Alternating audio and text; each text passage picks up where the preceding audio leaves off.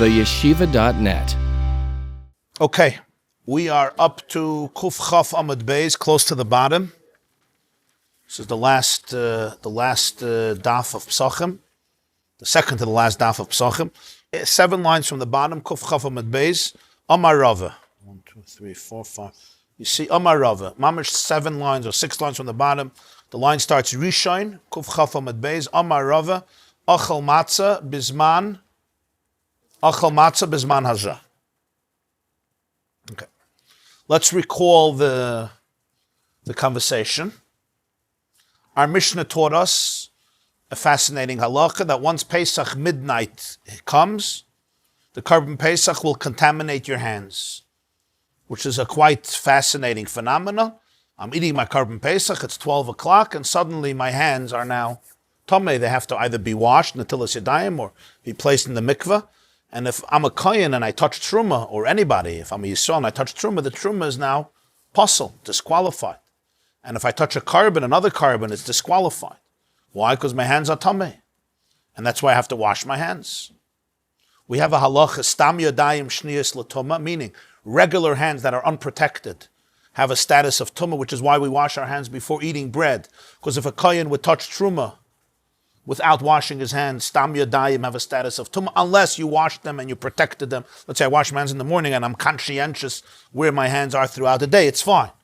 But usually, we're not always conscious. We're sometimes a little absent-minded, and the hands can go different places and touch different parts of the body. And therefore, the hands have to be washed before they're touched something holy. So the halacha is, even though I'm touching something holy, I'm touching the Korban Pesach. It's holy meat. It's a carbon. It's a carbon of Hashem. Nonetheless, it's matama the yadayim. Why? Because it's midnight. And this is based on the idea that noiser and pigul are matama the yadayim. Midirabana, not minat Torah. Minat Torah, there's no tumah in noiser. So the Gemara wanted to know which Tana would invent this idea. Because it seems strange, because the Chumash says you shouldn't leave over the Korban Pesach till the morning. And he says that it's already by Chatzos, it's noiser. All noiser is matame yadayim. Any carbon that remains after the prescribed time for eating and you touch it, your hands are automatically tamei until you do netilas yadayim or you put them in a mikveh. Only your hands, not the rest of your body. It's a tumah midirabana, not minat Torah. A tumah minat Torah wouldn't apply to for 2 reasons. There's no tumah minat Torah that's only your hands. If it's your hands, it's your whole body.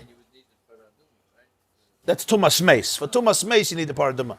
But a tumah minat Torah is never compartmentalized. Even if my pinky touches a dead weasel, a sheretz, right? It's not my pinky is tamei. My whole body is tamei. That's number 1. And number 2, I can't wash my hands to become Torah. I have to go to the mikveh, because again, I have to do my whole body. You understand? Beis Habliya is one unique tumah min Torah, very unique, it's an exception, and that's called nivlas oif tahar, which is if a kosher bird dies, it's a nivlas oif tahar, and I eat it, I don't get tamei by touching it or carrying it. I only get tamei when I'm swallowing it. It's a very unique tumah, very unique. It's one exception, because usually tumah doesn't happen inside. It happens through contact with the outer self. Touching, carrying, moving, oil sometimes, yeah. Okay, so who's the Tana who would say this? So that's why the Gemara taught us that there was a brisa that quoted a machloikas between Rabbi Elazar ben Azariah and Rabbi Akiva. Rabbi Elazar ben Azariah said that the deadline for eating the Korban Pesach is midnight. Rabbi Akiva said that's not true. The deadline for eating the Korban Pesach is alois hashachar, dawn break. And this is a very fundamental argument. Till when are you allowed to eat the Korban Pesach? Pesach night. Rabbi Elazar ben Azariah said, by chatzos it becomes noiser. You're not allowed to eat it afterwards. Not only rabbinically, biblically. Rabbinically, everyone holds that you shouldn't eat it after chatzos, because the Chachamim wanted to create a buffer zone so that you shouldn't eat it in the morning and have an Isser Kares.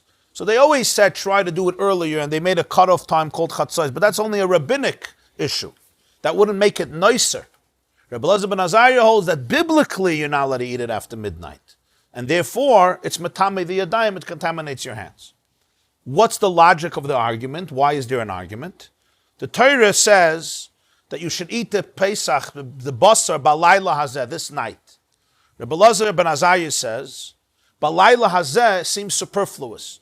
It says you should bring the carbon by day, and you should eat it at night. What's this night? So he uses it for Gzeir Shava. It says by Makas Pcheiris, Vavarti Beretz Mitzrayim, balayla hazeh, I will pass through Egypt on this night. When did Makas Pcheiris happen? Chatzos, not after Chatzos. So the Karban Pesach is also not after Chatzos, it's still Chatzos. The obvious question is, maybe you say the Karban Pesach starts after Chatzos, it starts by Chatzos. Just like Makas Pcheiris happened at Chatzos, how do you know the deadline is Chatzos? Maybe the beginning is Chatzos. I understand it's like Makas Pcheiris, right? Makas Pcheiris was by Chatzos, but it was also not before, it wasn't after, it wasn't before. So why do you go this way, not that way? So I told you the words from the Avnei Nezer, who tainas that the pshat is obviously you can't eat the Karban Pesach in a split second by Chatzos. You have to choose, does the Torah mean start before or start after? So he ties that the Rabbi Avnei Nezer says, the Rabbi Azariah learns that the mitzvah is to eat it before Chatzos, that by Chatzos it should be eaten. And that's why you make ala chilas matzah, because matzah is the zecher. Matzah you ate together with the Karban Pesach. And al you always say for mitzvahs that you did already, like al natilas yadayim, or al natilas lulav, that you already picked up the lulav. So you say al natilas lulav. Or al natilas yadayim, you washed your hands. So therefore, he says, al achilas matzah, you say al achilas matzah, why? Because when you're saying Asher Kachanam Tzivanu Lechel Matzah, it's not yet the mitzvah. When is the mitzvah going to happen? The mitzvah is going to happen at Chatzos. And at Chatzos, you already ate the matzah. So when you're making the bracha, Asher Kachanam Tzivanu Al Achilas Matzah, when the mitzvah happens, it already happened in the past. So therefore, he says, that's why you say Al. I should just add that Tzlach, the Noida B'Yehuda, in his commentary on Pesachim, he answers this question, and he says, nobody says that you can start eating the Karban Pesach after midnight. That's not a svara. Because there's a pasuk in Parshas Re'eh, and the pasuk says that Keboy HaShemesh, when the sun sets at night, that's when you eat the Karban Pesach. So he says it's obvious that you have to eat it at night, in the beginning of the night. What Balayla Zeh teaches me, like Makas Pcheiris, is that it can go after Chatzos, because Makas Pcheiris wasn't after Chatzos. But the fact that it starts before Chatzos is because there's another pasuk that teaches me that you eat it in the beginning of the night, Keboy HaShemesh, when the sun sets. Very nice word, and therefore the Tzlach says that wasn't a question. Rabbi Akiva disagrees. Rabbi Akiva says it's not true. It says V'achalta Monsey b'chipazah. You should eat the Karban Pesach in haste. What does it mean in haste? On one level, it means don't procrastinate. But what does that mean? I have to sit and eat very fast? Rabbi Akiva says it also includes a timeline. Eat it fast because you're going to have to leave Mitzrayim soon. It's a rush. When are you going to start leaving? In the morning, because at night they couldn't leave the house. So in other words, from here we learn that the time to eat it is till Alois HaShachar, because that's when the chipazon starts. So you have to rush to eat it tonight, because if you wait till tomorrow, it's not going to be good because you have to leave Mitzrayim already. So you have to eat it in haste. But how long? What does it mean haste? Do I have to eat it in a second? So he says the pasuk means you have to eat it and finish it by the time that you could leave your house and start getting ready for Yetzias Mitzrayim. Chipazon starts by Alois HaShachar, because that's when they were allowed to leave their house and get ready for the Exodus a few hours later. So that's what the Torah means. You should eat it fast, which means you can't delay it till tomorrow. You have to eat it tonight, because a lot of karbanas, most karbanas, you can eat the day before and the night. Many karbanas you can eat for 2 days and 1 night. Many karbanas you can eat for 1 day and 1 night. But here, you can't eat it the day before. You eat it one night, and you can't wait till the next day, because you have to eat it b'chipazon. And b'chipazon is not just a general term, it's also a very specific term, that I'm going to have to leave in the morning, I'm going to have to stop in the morning, because the morning is a time of chipazon. So eat it fast so you can get ready for the haste of the morning. That's what Rabbi Akiva teaches. And that's why he doesn't agree with the Balayla Hazeh Gzeir Shava. He tainas that what? That you can eat the Karban Pesach absolutely till the morning. It says Balayla Hazeh. It says Balayla. He says Balayla comes to exclude the day before, that you can't bring it on the day, you can't eat it on the day that you bring it. You can only eat it by night. What's the Hazeh? What's the Hazeh? It says the Hazeh teaches me it excludes the next night. You would think maybe you could continue eating the Karban Pesach, stop in the morning, take a break, but then the next night you can eat it again. So you'll have 2 nights, right? and 1 day. Just like a shlomim has 2 days and 1 night, you'll have 2 nights and 1 day. Rashi says you'll take a break during the day. The Rashbam says even during the day. So that's why it says Balayla Hazeh, this night, only this night. There's no second night, Rabbi Akiva says. Even if you take a break the next day, there's no second night. How does Rabbi Elazar ben Azariah know this? He already uses Balayla Hazeh for the Gzeir Shava, because it says, the Pasuk says, Lo yisir menu ad boiker, don't leave it over till the morning. And if you leave it over till the morning, you have to burn it in fire. That means you're not allowed to leave it over till the morning. And in the morning, it's nicer. It's lo yisir menu ad boiker. He says it's nicer by chatzos, but it says don't leave it over till the morning. And if you leave it over till the morning, you have to burn it. So obviously that means that you don't have a second night to eat it. Rabbi Akiva says boiker may mean the second morning. Right? Boiker may mean like boiker, not the first morning, the second morning. In other words, you could leave it over till the second morning, perhaps. But Rabbi Elazar ben Azariah says when it says boiker, you have to assume that it means the first morning, the first available morning, and therefore he knows that you can't eat the Korban Pesach the night after, and it remains 1 night. So therefore, that we have here the big machlokes: can you eat the Korban Pesach till midnight, or can you eat the Korban Pesach biblically, a whole night till the morning? Again, I'm going to emphasize, Rabbi Akiva would agree that the rabbis said you should stop eating it at midnight, just like they said with other things that are till the morning. They wanted you to finish it earlier, but it's not a biblical prohibition, and therefore it doesn't become nicer at midnight.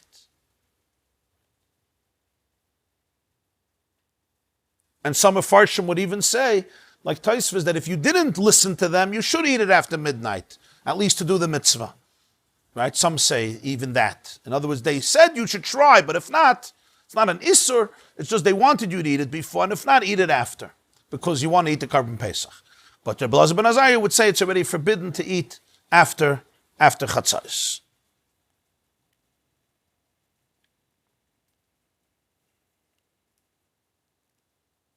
So now the Gemara continues the next shtickle.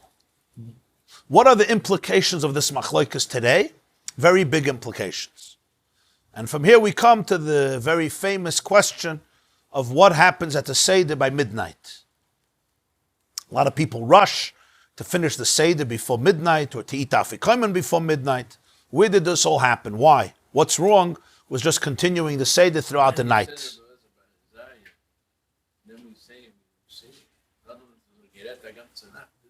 Excellent question. Excellent question. Excellent question. The first section of the Haggadah, right after Avodah Mayinu, was Maisa, a story about who? Rabbi Akiva, Rabbi Tarfon, right? All the colleagues. The 5 sages, right? Including Rabbi Elazar ben Azariah, right? Shahayu Mesubim b'Bnei Brak, V'hayu Mesaprim b'Yitzias Mitzrayim, Kol Oisei Halayla. They told the story of Yitzias Mitzrayim the whole night, until the Rebbe said, Higiyas man kriyash mashal shachros. So you want to know how this story fits in with Rabbi Elazar ben Azariah's shitta, that midnight is cutoff time, it's time to go to sleep. You can say he was talking about it after that. Huh?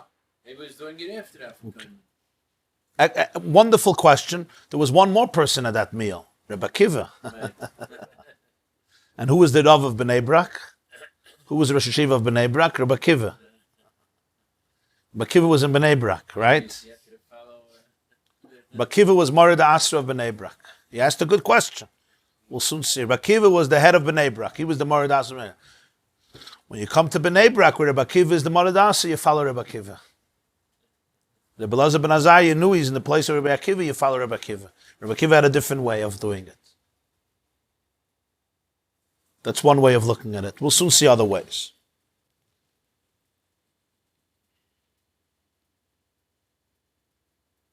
Amar Rava said, Ochal matzah bizman hazeh chatzois l'Rebbe Elazar ben Azariah lo yotze yedei chivasa. Pretty powerful ramifications. Somebody who eats matzah today, after midnight on the night of Pesach, according to Rebbe Elazar ben Azariah, he did not fulfill his obligation. So if I start my Seder late at night, 11 o'clock, 10 o'clock, I come to Rachza, Moitzi Matzah is 1 o'clock in the morning, 1:30 in the morning, Rav says, Rebbe Elazar ben Azariah would say, you did not fulfill the biblical obligation of Matzah. Why? Because just like Carbon Pesach, according to the Balak has to be eaten before Chatzos, and after Chatzos it's nice, so you're not allowed to eat it. So therefore, that's the same shitta when it comes to eating matzah bisman hazeh.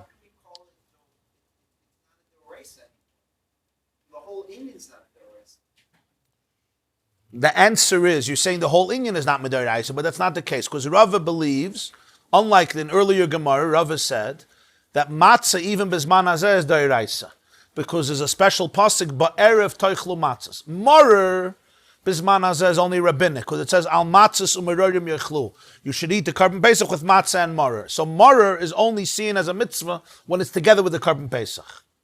We would have said the same thing by matzah, but since there's a separate pasuk that says, and the night of Pesach you should eat matzahs without any strings attached, so from there Rava deduces that matzah is a biblical obligation even today. But even if it's a biblical obligation, he says it still has similar properties to the obligation in the time of the Beis HaMikdash. In the time of the Beis HaMikdash it says to eat the Pesach with the matzah. When do you eat the Pesach? By Chatzos. Before Chatzos. So the matzah also has a din before Chatzos. In the time of the Beis HaMikdash, Rava doesn't have to say that you weren't yotzei matzah. It's obvious, because you're eating the matzah with the Carbon Pesach.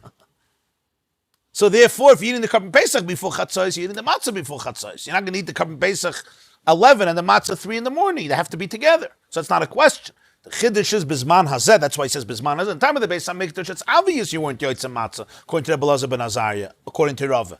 The Chiddush is matzah bisman hazeh, where there's no Carbon Pesach. You would think, who cares when you eat it? Eat it the whole night. There's no din of noiser in matzah. It's a piece of bread. It's a piece of matzah. Noiser is by a carbon, not by matzah. So who cares if that's the chatzos? Says that's not the vart. The vart is you have to eat it before chatzos. Or the point is before makas b'chayres. By chatzos, the matzah has to be eaten. It has to be consumed. Couldn't we say, the Evid, we already eat matzah, regular matzah. Yeah. We didn't eat the afikomen matzah, but we did eat some matzah. Oh, you're right. He's talking not about afikomen. He's talking about the obligation of eating matzah. The obligation to eat the kazayis matzah in the night of Pesach, that you will not fulfill after midnight. Frag the Gemara pshita. Isn't this obvious? Why do you need Rava? What's the pshita? Kivan the iska shla Pesach. Since matzah is compared and juxtaposed with Pesach, because the pasuk says al matzah sumerorim yechlu, you should eat the Carbon Pesach with matzah and morer. It's Pesach dami. So obviously it has the same din like Pesach.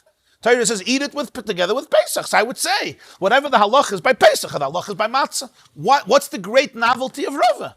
The Torah says eat matzah together with Pesach. Together. So I understand. If there's a halacha by Pesach, a time limit, the same halacha would be like matzah. So the Gemara says it's not so simple. We're not talking about matzah in the time of the Beis HaMikdash. We're talking about matzah bisman hazeh. Mal the time I would say without Rava, ha'afke kra mehekesh. The Torah extracts, afke means it takes out, it removes matzah from the hekesh, from the juxtaposition, from the comparison with Pesach. The Torah takes it out of the hekesh. We'll see in a moment what that means. Kamash malon. So Rava has to teach me the chiyahadre kra, that when the Torah reverts it back, lemilse kamaisa hadre, it brings it back to its first status. In other words, the Torah separates matzah from Pesach at some point. Then it brings it back and says that I have to eat it. I would think maybe it's already a different halacha, it's a different status. So that's why Rava says no, it brings it back to the first original status that it has the din of the Carbon Pesach. What is Rava referring to? So the Rashbam explains as follows.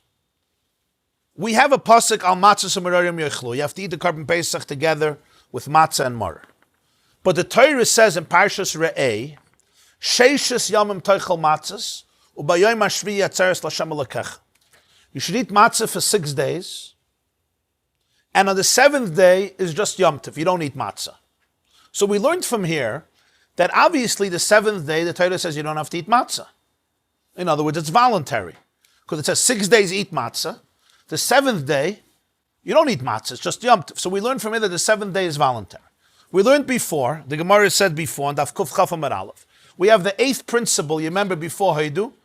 Rabbi Shmuel, Davar Shahaya B'chlal, V'yotzim min haklal. You remember, loy l'lamed al atzma, it's lamed al klal kulei. So we explained it at length. When something was part of a klal, the Torah takes it out. It wasn't just to teach me for this, lamed al klal kulei. Because if it was just to teach me for this, you didn't have to put me into the klal and then take me out. If I'm different, then don't put me in and then take me out. Just put me in a different line. Don't put me in and then make me lose. That means I didn't leave for myself. I left for everybody. I'm taking one for the team.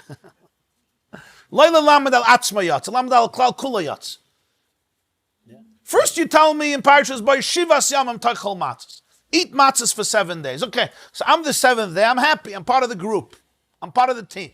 Suddenly, no, 6 days. You're out. Why are you embarrassing me? I'm the 7th day. What, am I such a bad guy? You don't want me to be part of it. Don't put me in. You put me in, and then you say, no, Sheishas Yam. So Pshat is Loila Lamed al Atzma Yotz, Lamed al Klal Kula Yotz.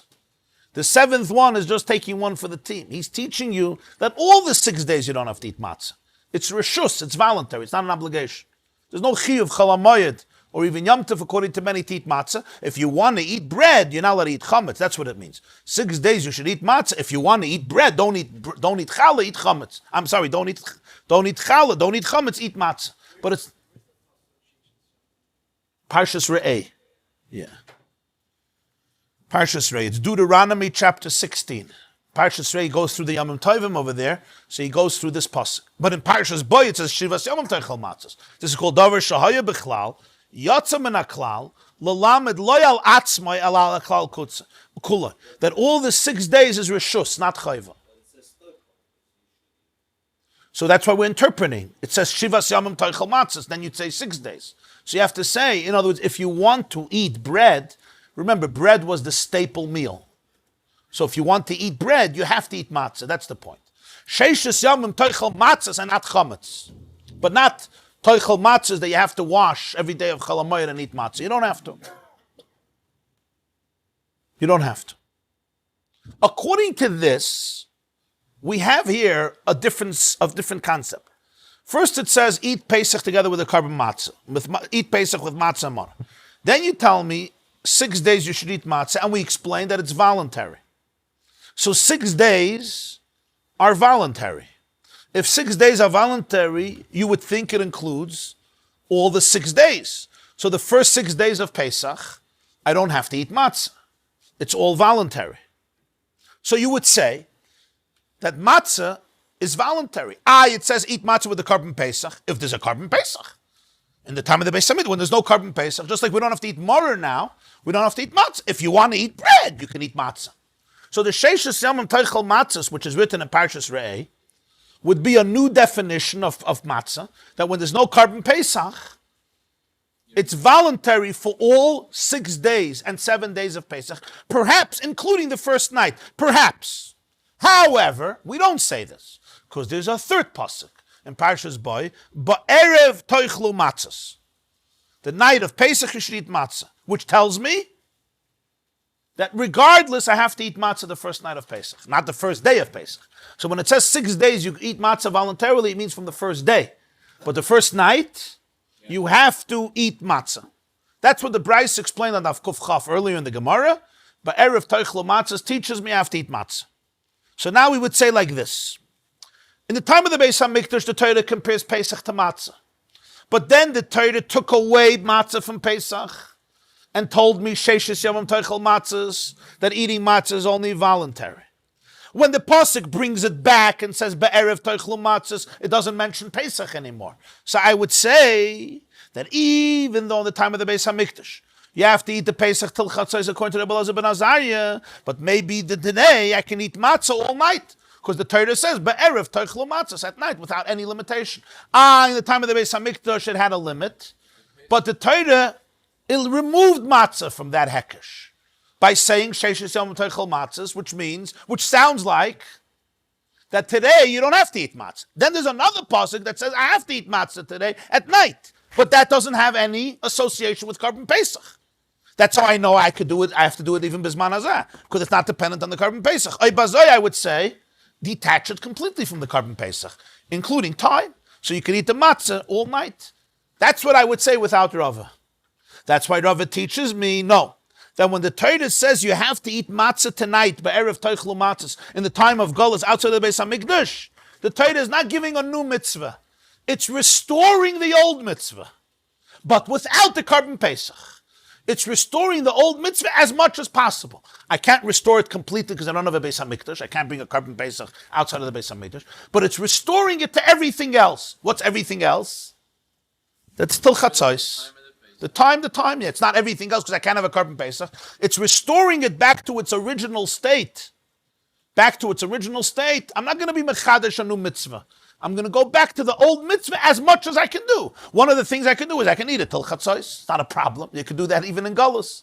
So b'meila, the chiddush is that matzah bizman hazeh is still connected to the Korban Pesach in the sense that it has the same time limit. And therefore you're not yoytze the mitzvah of matzah after chatzos. And that's what the Belazar ben Azariah would hold. Of course, Rabbi Akiva would disagree. Rabbi Akiva would say, you can eat the Korban Pesach a whole night. I don't care if you eat matzah a whole night. Pajalis de labriut gesundheit. Yeah, what I basically did now was the Rashbam, but let's see it inside.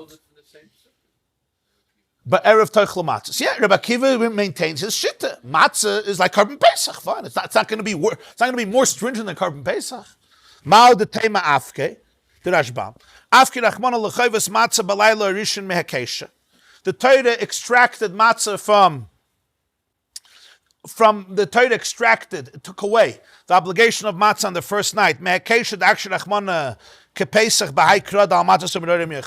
Initially, the Torah said you have to eat matzah together with Pesach. But then the Torah, Bizman Hazeh, takes it out because v'afkei rachman and b'haikra sheishes yamim toichel matzah zuvayim ashvi mashvi rishus av sheishes yamim rishus v'layla arisha nami b'mashma. I would have said that even the first night it's voluntary, at least Bizman Hazeh.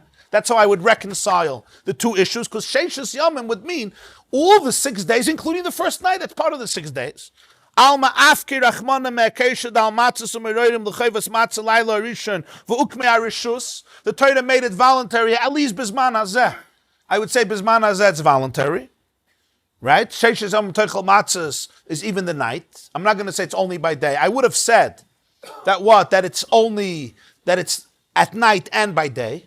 Sheishes Yom Teichel Matzos. It says Teichal. You'll say, but we learn from Yom HaShvi that it's Rishus. Kamash Malon. The Chiyahadre Kra L'Chayvas Matzah Balayla Harishon. So Rav is teaching me that when the Torah restores the obligation of matzah the first night, Bizman Hazeh, the Ksiv Be'erev Teichel Matzahs, the Hachi Nafke Lon Le'el, like we learned before in the Gemara, L'Milsa Kamaisa Hadrei. He reverts him back to his original state. That's the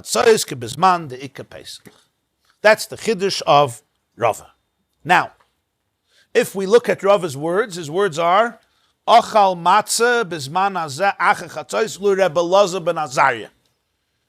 He doesn't say it as a blanket statement. He says, according to Rebbe Elazar ben Azariah, you're not yoytze the mitzvah.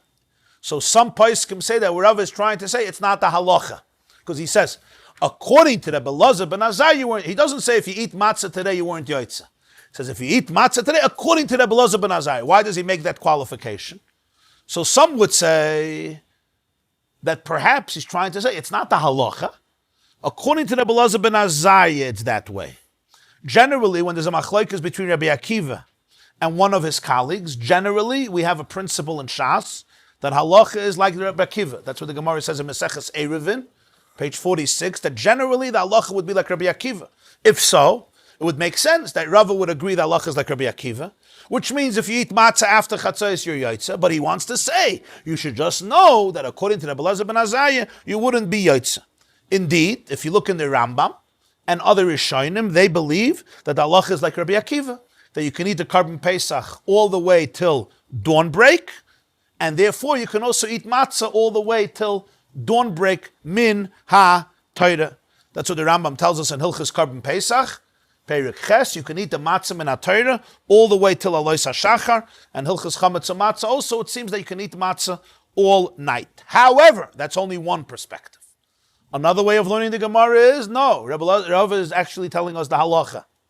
That the halacha is like Rebbe Elazar ben Azariah. That you should know that Rebbe Elazar ben Azariah says you're not yoytze the mitzvah. And I'm not telling this to you for intellectual reasons. I'm telling this to you for practical reasons. And that's why many Rishonim paskin in this case, like Rebbe Elazar ben Azariah, and the reason is because the Mishnah quotes Rebbe Elazar ben Azariah without a name. The Mishnah says, Pesach acher chatzos metamei sayadayim, meaning the author of our Mishnah agrees with Rebbe Elazar ben Azariah, and he doesn't quote Rebbe Elazar ben Azariah. So it's a Stam Mishnah. Stam Mishnah is very powerful. It means that it was written as a Mishnah without an author. In other words, the author of the Mishnah, right, is not given here by name. So it's called a Stam Mishnah, meaning the Mishnah is following the view of Rebbe Elazar ben Azariah, a Stam Mishnah. And that's why even though it's Rebbe Elazar ben Azariah, so therefore, some say that this Mishnah and other Mishnahs follow that view, and therefore the halacha would be like Rebbe Elazar ben Azariah. So there's a big machlokes or Rishonim. Was Rava speaking la halacha, or was Rava speaking not la halacha? And that's why practically, many of the poskim say that one should try to be stringent and eat the kazayas of matzah with which you fulfill the mitzvah before chatzos. Because if the halacha is like Rebbe Elazar ben Azariah and you eat it later, you did not fulfill the mitzvah of matzah, even though according to Rabbi Akiva you did, but according to Rebbe Elazar ben Azariah you didn't. Not only that, the Rosh says that maybe Rabbi Akiva would also agree, because perhaps Rabbi Akiva would, just like the Karban Pesach, the Chachamim say you have to eat it by chatzos. So maybe he would agree by matzah too that you should eat it before chatzos. It's not as serious as like Rebbe Elazar ben Azariah. Rebbe Elazar ben Azariah says you're not allowed to eat the Pesach after chatzos. But just like we said, everyone holds you're supposed to eat it before chatzos. Midirabbanon. So perhaps even Rabbi Akiva would agree that you should try to eat the matzah before chatzos. That's what the Rosh tells us. However, since many poskim, including the Rambam Paskin like Rabbi Akiva, therefore they would say that if you did not eat the matzah before chatzos, you shouldn't just say, oh, forget it. It's like, you missed Chanukah candles on Chanukah, you don't light Chanukah candles on Purim. It's over, right? You missed shofar on Rosh Hashanah, you don't start blowing shofar on Yom Kippur. It's over. But they would say if you forgot or whatever, you fell asleep or you were sick, whatever it is, or the Seder got delayed and you didn't eat before Chatzos, you should, of course, eat the matzah after Chatzos. But it's interesting that the Mishnah Berurah brings, you shouldn't make the bracha al achilas matzah. If you eat the matzah 2 o'clock in the morning, don't make the bracha, because safek bracha is lahakel, and you may be making a bracha levatal, according to Rebbe Elazar ben Azariah. So it's a very interesting case. That's what the Mishnah Berurah brings in Ilchas Pesach, not to make a bracha if you're eating the kazayis of chayva after chatzos. No, this Mishnah says, a Pesach acher chatzos metamei yadayim. Yeah, that it was Rebbe Elazar ben Azariah, exactly. There was Elazar ben Azariah. Yeah. Oh no! So the story with Rabbi Akiva in Bnei Brak happened after the Churban Beis Hamikdash. There was no Korban Pesach anymore. So, but it applies the same way. Right, but Rava clearly says here that if you eat matzah after Chatzos, according to Rabbi Elazar ben Azariah, you weren't yotze the mitzvah. So we could explain Rava. Because of Korban Pesach. Right, so that's what we're saying, that since this Mishnah follows the view of Rabbi Elazar ben Azariah as Stam Mishnah, so therefore they say this may be an exception where usually the halacha is like Rabbi Akiva, but here perhaps the halacha is like Rabbi Elazar ben Azariah. That itself the Rishonim argue about. Now the question gets even stronger. What about the Afikoiman? Remember, most of us eat the matzah before Chatzos. We don't have a problem with that, because we eat the matzah right away after we wash. But sometimes the meal goes till, I don't know, a meal could go late. A meal could go till 1 o'clock. Now you're eating the afikomen before benching, right? So let's remember, the Rashbam holds that the mitzvah of matzah you're fulfilling with the afikomen. It's the kazayas of the afikomen, so you would have a serious problem. But most poskim hold that you already did the mitzvah. The afikomen is zecher lePesach. At the end of the meal, they would eat the Korban Pesach, right? But when was the Pesach eaten according to Rabbi Elazar before Chatzos? So that's why many poskim say that afikomen also has to be eaten before chatzos. Certainly, if you're fulfilling the obligation of matzah with afikomen, Rava said you're not going to be yotze the mitzvah if it's after chatzos. But even if you'd say zeichel lePesach, Rabbi Elazar ben Azariah says really zeichel lePesach. So then do it before chatzos, because the Pesach was done before chatzos. So that's why many poskim believe that even the afikomen, which is not the mitzvah of matzah, it's not that it's zeichel lePesach, should also be done before chatzos. And that's the source for those who are very makbid to eat the afikomen, not only the matzah, but the afikomen before chatzos. Even, in other words, if you say that you're being yotze the mitzvah of matzah with afikomen, then it's a must. It's a necessity, according to Rabbi Elazar ben Azariah. Even if you hold like the shittas that afikomen is not to fulfill the mitzvah of matzah, but it's zeichel a carbon Pesach, you should eat it in the right time when you ate the carbon Pesach. It's a zeichel a Pesach. So it should be before chatzos. So that's what many poskim say. That's the source of the afikoyma. Many have the minhag to be makbid the first night, not the second night, and we understand why. Because the first night of Pesach is min haTorah. The second night of Pesach, the Seder is only midrabanan. There's no carbon Pesach then at all, because the first night we do it the time of Pesach. The second night we're only doing because minhag aveseinu biyadenu, because in Chutz La'aretz they didn't know when Pesach was, so they did a second Seder. But that was only for places where there was no carbon Pesach. Where there was a carbon Pesach, they knew when Pesach is, because it was in Yerushalayim. You're not bringing the carbon Pesach in Babylonia, right? Or in America. So therefore, the whole second night of Pesach is a rabbinic institute.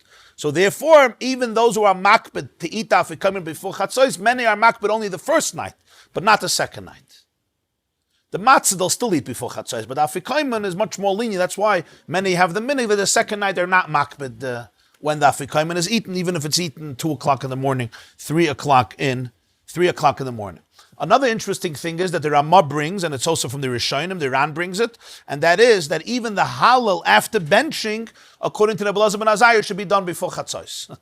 Because the halal after benching is part of the process, part of the carbon Pesach, and therefore part of the process of the Seder, and therefore they would hold that even that, even though la halacha, that is not what many people do. In other words, I would think most people, they will continue the halal after chatzos. Now we come to the story of Bnei Brak in the Haggadah.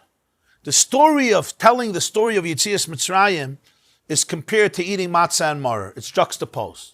We say in the Haggadah, "V'yigadat levincha b'yom hahu leimer ba'avur zeh asa Hashem li." What's the zeh? The zeh is b'shah sheyesh matzah u'maror menachem lefanacha. We tell the story when the matzah and maror is in front of us. So according to the Rabbi ben Azariah, many say the mitzvah of telling the story would also finish by chatzos. Because if matzah is finished by chatzos, and maror is finished by chatzos, and Pesach is finished by chatzos, v'yigadat levincha also finishes by chatzos. That's very possible. Which of course has a source. The Mechilta says at the end of Parshas Boy that Rabbi Eliezer, who like Rabbi ben Azariah holds the Pesach is till chatzos, says clearly that the mitzvah of telling the story is till chatzos, not after chatzos. So now what happens in Bnei Brak? It says Rabbi ben Azariah told the story all night. That's the question. Huh? So since the Rabbi Akiva was the spiritual leader, the Mordastra of Bnei Brak, the Gemara says in Sanhedrin, so they followed Rabbi Akiva. Or the Netziv says that perhaps Rabbi ben Azariah was learning Torah. Even if he says he wasn't fulfilling the mitzvah of Sipi Yetzias Mitzrayim, he's still learning Torah. They were talking about Yetzias Mitzrayim. They were learning the sugyas of Yetzias Mitzrayim. That's what the Netziv writes. So therefore it's not a problem. Masaprim Yetzias Mitzrayim, Kaloise Halayla. Or you could say that Rabbi ben Azariah holds that the Sipi Yetzias Mitzrayim is different. It starts with matzah and maror, but it could continue afterwards, Kaloise Halayla. So there's different ways of dealing with it. But the bottom line is that the matzah bisman hazeh, according to Rabbi, you're not yoitza, according to Rabbi ben Azariah, after chatzos. They didn't finish all the matzah and maror. There's still some in front of them, so they can still. You're just saying you have to have the matzah and maror in front of you, even if it's not the time of the mitzvah. You're saying you have to have the matzah and maror in front of you. Yeah. I think I mentioned to you the interesting solution that the Avnei Nezer in Chaim Simon Shin Pei Aleph brings when you're having a late Seder, right? Based on his Chiddush, that Rabbi ben Azariah holds that you have to, by chatzos, the Pesach has to be eaten. That's the idea, right? Not that you have to only eat it before chatzos. By chatzos, it has to be eaten. Why? Because by Makas B'chayres, you want it should be eaten. That's the Vart. And which explains beautifully why after the Carbon Pesach or after the matzah, you're not supposed to have dessert. Because you want the taste should linger in your mouth. What do we care if it lingers or not? So he says, because we want by chatzos, the taste should still be there. And if I eat other things, when midnight comes, the taste is canceled. So at least till midnight, keep the taste. So even though I'm not eating it at midnight, but the effect of the eating is still there by midnight because it's the only thing that's in my mouth because I didn't cancel it out with other foods. That's the Havana of Ein Maftirin Achar HaPesach Afikoyman or Ein Maftirin Achar HaMatzah Afikoyman. So therefore, the Avnei says, if I'm right, there's a Chiddush. And the Chiddush is, after Chatzos, I don't care. If Chatzos is 1 o'clock, I don't care if 2 o'clock you have a meal. Usually we say, there's no meal after the Pesach. It says, go to sleep. Go learn, no meal. But according to Avnei, no, I don't mind if you eat in the middle of the night. Just can't eat till Chatzos, but after Chatzos you could eat. In other words, you have to have the taste till Chatzos, Makas B'chodes. But after that, you're good to go. You can go have a whole smorgasbord somewhere. I don't care. I'll be kosher Pesach, but I don't care. If that's right, which is a chiddush of the Avnei Nezer, that at Chatzos means only till Chatzos, and then I don't care if you eat more things. So he has a gewaldige chiddush. And the chiddush is that matzah is the same thing. That the taste of the matzah has to linger in your mouth only till Chatzos. After Chatzos, I don't care if other things. And that's what he says, that the chiyuv that it should stay in your mouth is only the time of the mitzvah. The time of the mitzvah is till Chatzos. So he says it makes a lot of sense, this Vart. The time of the mitzvah, you have to linger. It has to linger. According to Rabbi, 2 in the morning is not the time of the mitzvah. Why are you making me have tastes of something? It's over. It's finished. I don't put on tefillin at night. I don't have to keep on tefillin at night. Chatzos is the end of the mitzvah. Now it's over. So don't make me have my taste at 4 o'clock in the morning. It doesn't have to be there. It's according to the Bakiva, the time of Pesach is all night. The time of Matzah is all night. Right? But according to Rabbi Ben Azai, the time is Chatzos. So after Chatzos, who says you have to have the taste? You don't have to have the taste. That's the Chiddush of the Avnei Nezer. So therefore, from this he makes a Gewaldige Chiddush. That what happens? If it's, let's say, 11:45, and we just sat down for Shulchan Aruch, we just sat down to have the meal, right? We're eating the egg, we're eating the kodesh, we're eating the meal. And what do I see? I see Chatzos is going to be in 15 minutes. So one thing you might say is, rush the meal very, very fast. You know, you'll eat tomorrow, and just eat afikoyman. That's what you're going to say I should do. So the Avnei Nezer says, no, I have another eitzah for you. And that is, take a kazayas of matzah, before the fish or when after the fish, whenever, take a kazayas matzah and eat it. And make a condition. And the condition is this. If the halach is like Rabbi Elazar ben Azariah, this is my afikoyman. This is my afikoyman. Okay, that's it. Okay. If the halach is like Rabbi Akiva, it's just a snack. Just a mouse snack. Now, finish the afikoyman, Wait till 12 o'clock. Wait till Chatzos. Don't eat anything. Wait till Chatzos. And now you're good. Continue your meal. And at the end of your meal, eat the regular afikoyman and bench. And you're yaitzer v'monavshach. If the halacha with Rabbi Elazar ben Azariah, you ate afikoyman before Chatzos.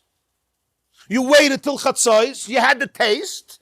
And now you went on eating. What do I care? You're finished. You're done. You had the taste. The mitzvah's over. Now go on with your meal. And bench and say Hallel and drink the cups and do Chad Gadya and go to sleep and go out of Mitzrayim. If the halacha is like Rebbe Akiva, what's the problem? You ate afikoyman 2 in the morning. So what? You just ate a snack in the middle of the meal of matzah.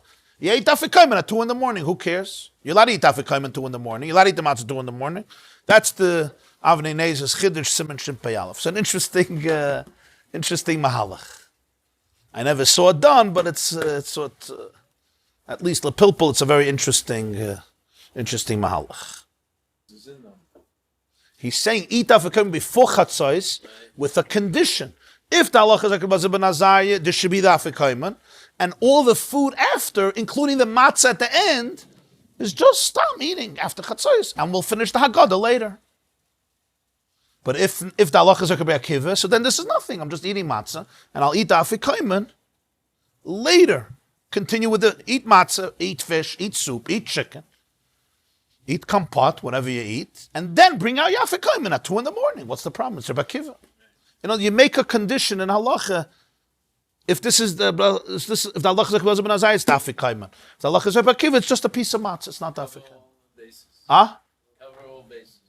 You cover all the bases. In Shulchan Aruch Harav, he says that I told you that many poskim say that by the afikoyman you should 2 kazesim, because there's a machloikas. One zecher lePesach and one zecher for the matzah that was eaten with the Pesach, according to the Shitta of Rashi, that this is when you fulfill the obligation of matzah. So we try to eat 2 kazesim. And after that, we don't eat a meichel, right?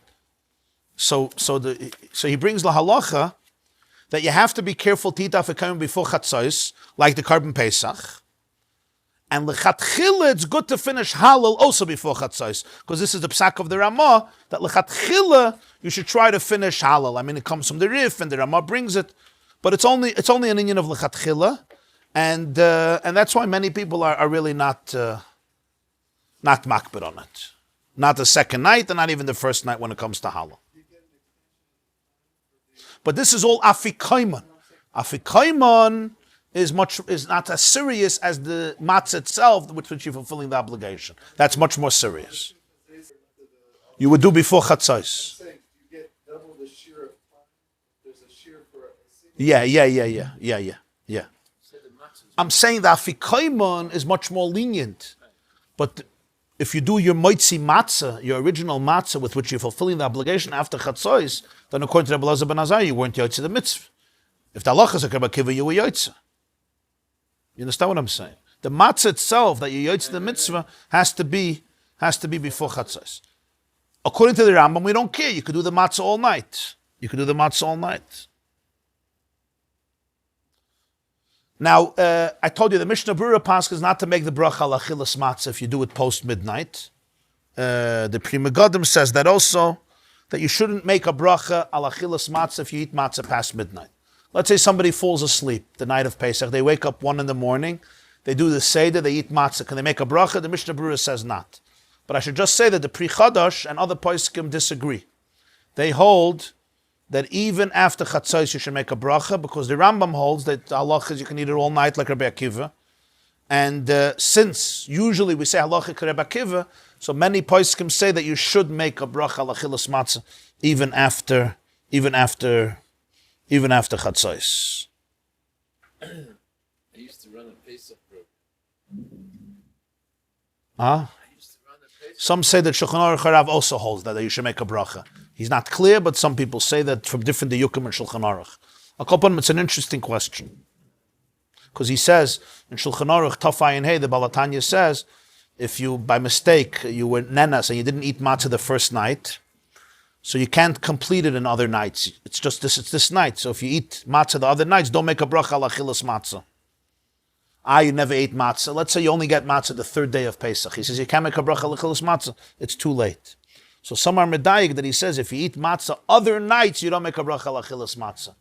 It would seem that if you eat it that night, you would make a bracha al achilas matzah.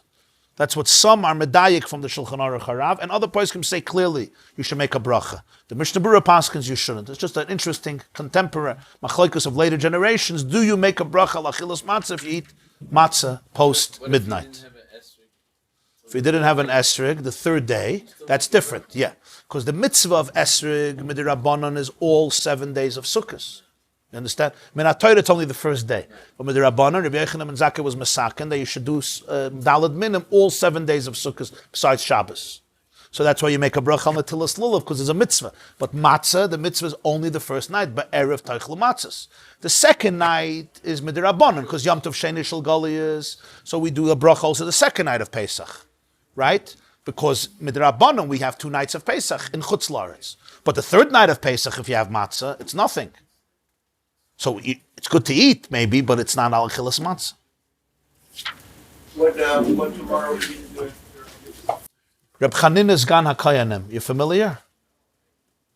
Good stuff. We now come, after discussing the argument till when you can eat the Korban Pesach, until when you can eat the matzah today's day, only till midnight or the whole night of Pesach. We now come to the next section to discuss the actual halacha. Why is it that noiser is matame the yadayim? Why is it that pigul is matame the yadayim? What's the reason for this? Obviously, it's not biblical. It's midrabanan. The question is, why would the Rabbanan make? What were they trying to protect? What were they trying to do?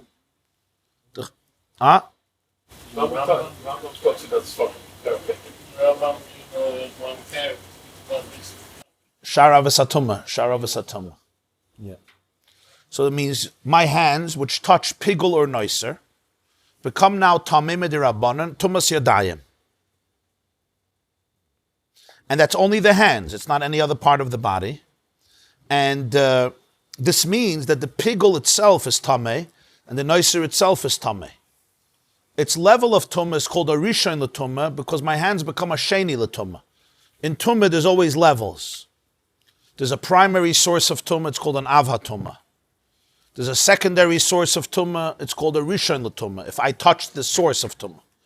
Right? If I touch a food, the food becomes the third level, it's called a sheni. The av is like the father, the one who touches it is the rishon, like the child, and then there's the grandchild. That's the third level, it's called a sheni. If that food touches something else, it's called shlishi. It's the fourth level, the third level of the recipient. And if that touches something, it's called revi, the fourth.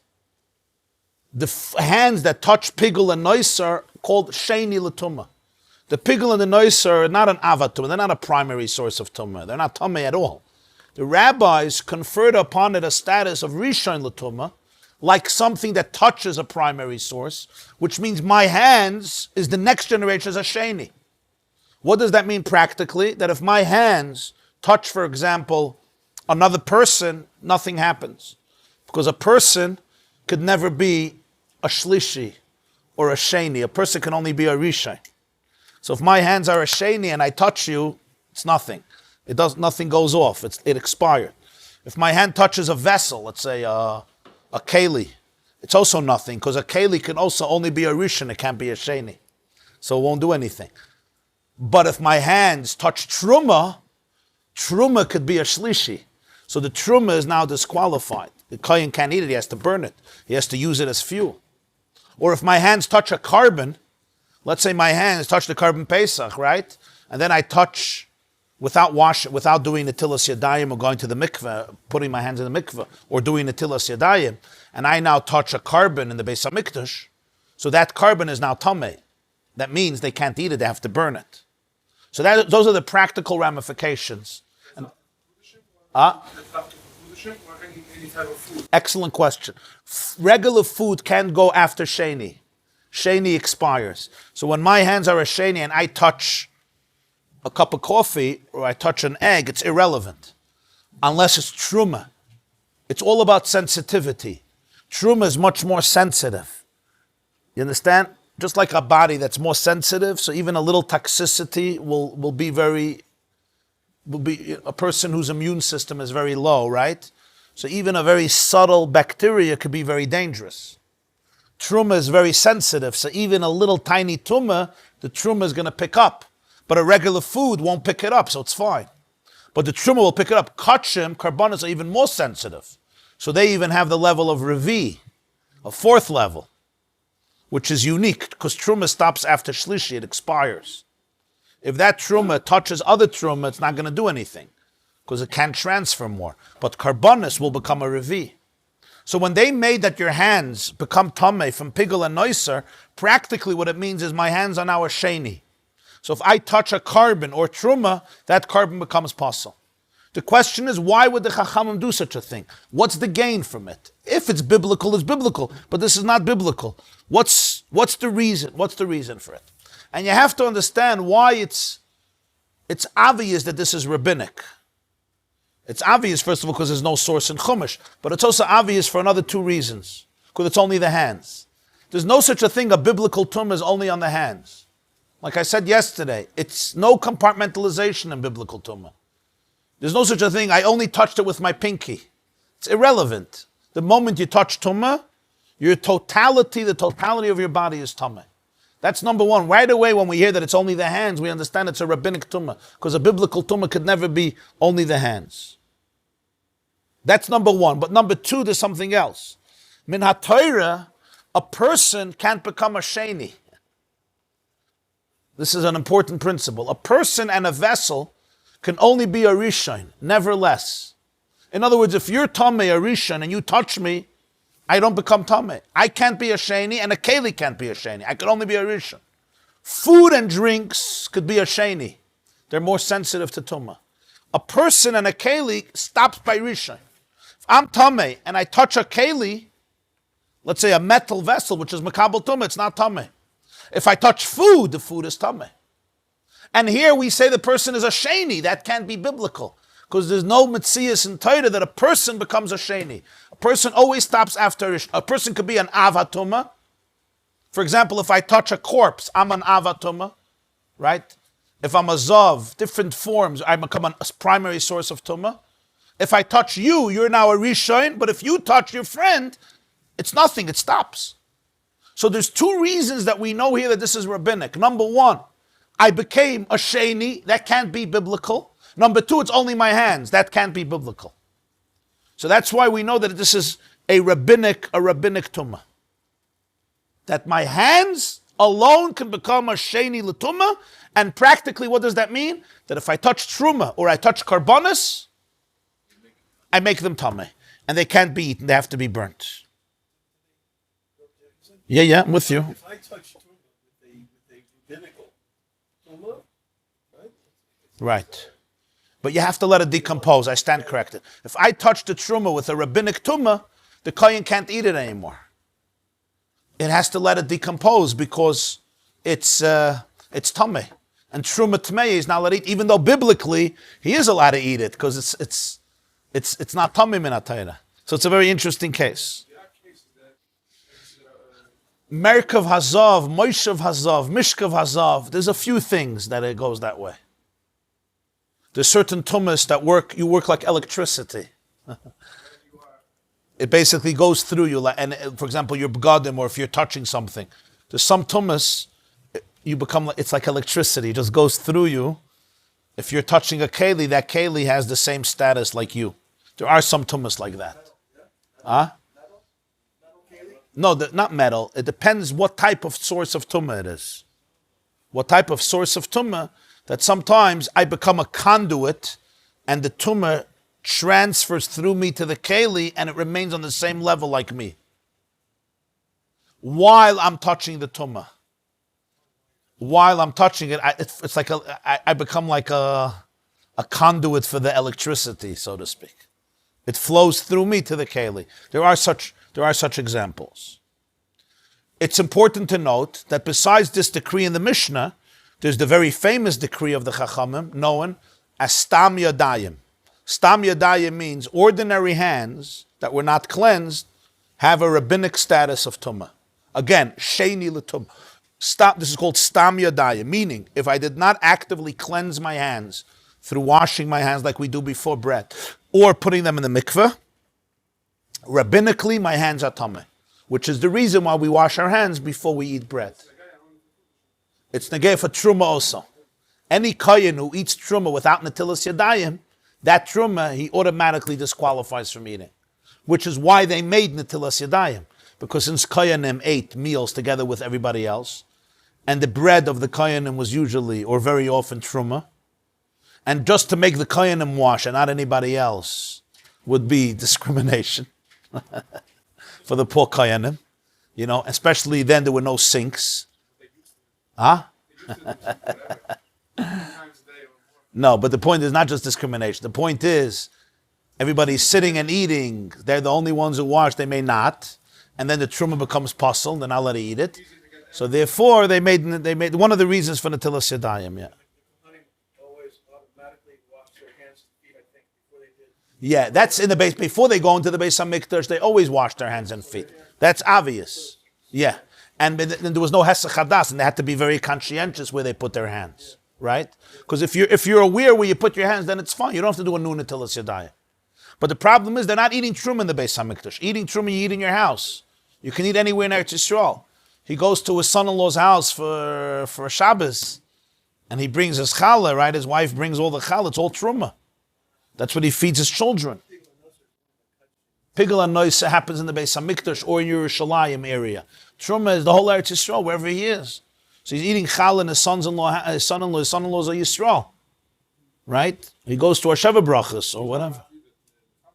Son-in-law can't eat the challah, but he wants to eat it, and he's the only one washing. They said everybody should wash their hands. Everybody washes their hands. The question is why? Why they did this? This is the halacha. Now let's see why. So the Gemara says, "Hapigol va'noisim etamei yisayadayim, Reb Huna v'Reb Chizda." Reb Huna and Reb Chizda explained the reason. Chad Amar, one said, Mishum Chashdei Kuhuna, because of Kayanim who are suspicious. Chad means suspicion. Kayanim who are suspicious. In other words, we suspect them of doing something wrong. We're going to explain what. The Chad Amar, and one said, Mishum Atzlei Kuhuna, because of lazy Kayanim. Reb Huna and Reb Chizda. One is because of Kayanim who we suspect to do something wrong, not lazy. We suspect that they'll do something wrong, as we'll see. And another one said it's because of laziness that we're afraid. And the Gemara is going to explain what we mean, and we'll also see that this is not an argument, it's just two different explanations for Pigul and Noiser. The Gemara now brings another argument between them. Chad Amar, one of them said, Reb Huna, Reb Chizda, that the tumah is only on kazayas. You have to have the volume of an olive for the basar to become tameh. If the noiser is just like a bean, right, or a half an olive, it's not going to be tameh. It has to be a kazayas. V'chad amar kebetza, not even a kazayas. You need much more. You need a kebetza, which is the volume of an egg. A kazayas is much less. An olive is either a half of an egg or a third of an egg. So there's an argument between Reb Huna and Reb Chizda. What's the shear of pigul and noiser that becomes tameh? This is what it says. Now the Gemara is going to explain. Cha taniya pigul v'cha taniya noiser. Don't think Reb Huna and Reb Chizda were arguing. They weren't arguing. They were talking about two separate things. The one was explaining why pigul is tameh. The other one is explaining why noiser is tameh. Why did the Chachamim impose tumah on pigul, and why did the Chachamim impose tumah on noiser? So for pigul, the answer is man de taniya pigul mishum chashdei kuhuna.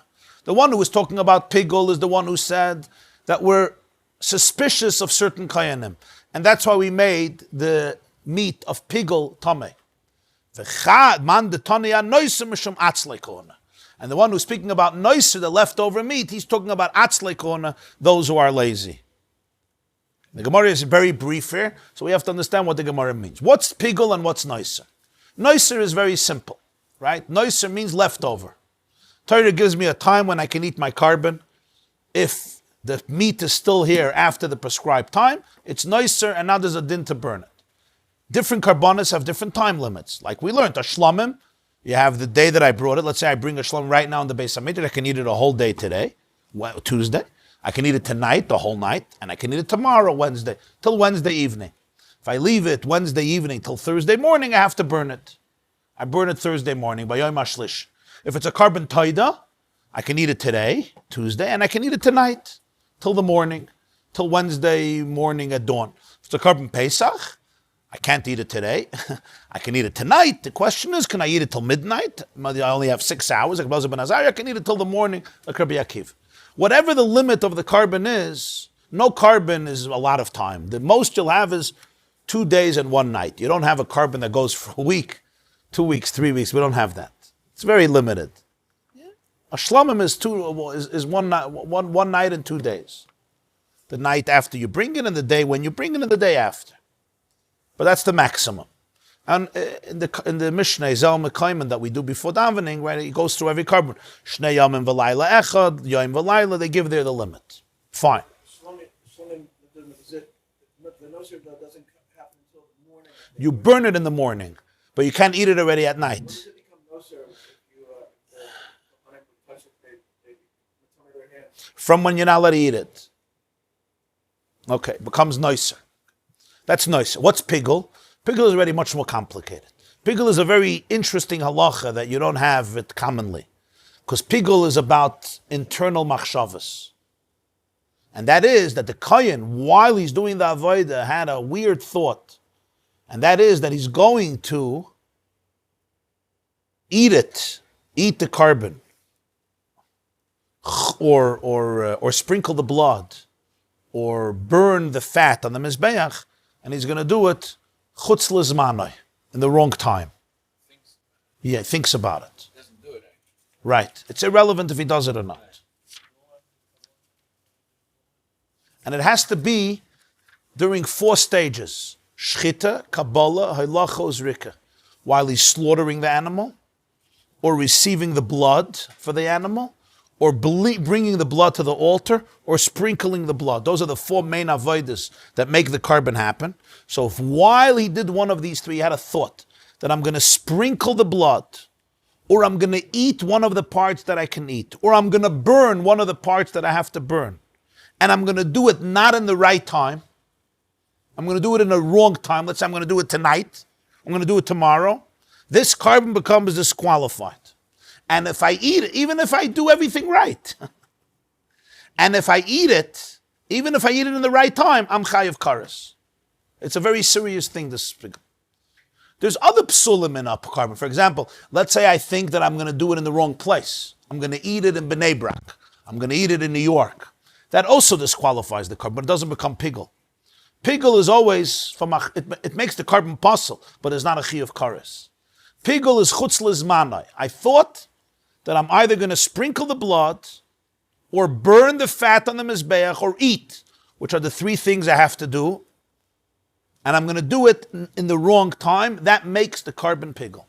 And it's a machshava. There are Rishonim who say that the kohen has to articulate it also verbally. Some say he doesn't, just machshava. From Rashi, it's mashma somewhere that you have to say it verbally. From the Rambam, it's mashma, machshava is enough. But the point is, there's no action. He didn't do anything wrong. He did everything right.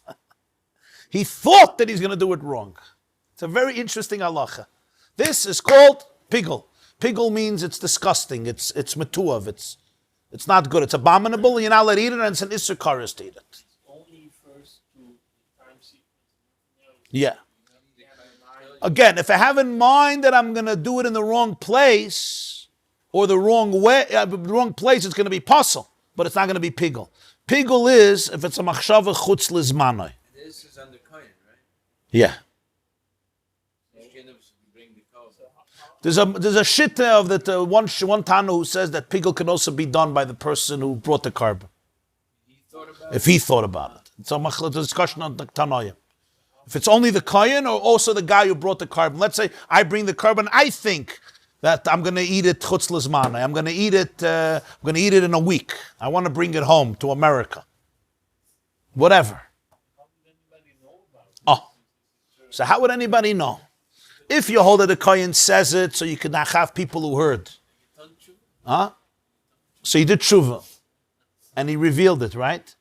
So this is a very good question. How would anybody know? If it's an action, huh? He did tshuva. She's saying he did tshuva. Yeah. Huh?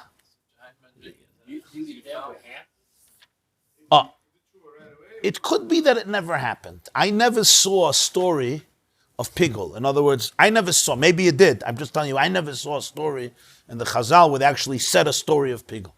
So it could be it actually never ever happened. Maybe it did. I just don't know. I never saw a story. Sometimes you have a story recorded that something happened. Noister, we understand, right? You have a big ox and a little stays over and you can't eat anymore. You don't have anybody to eat it. You may bring guests, but you don't have enough guests, or they're tamei, whatever. We can understand that there's leftovers. You try not to, but we can. But pigul is a very, very strange phenomenon.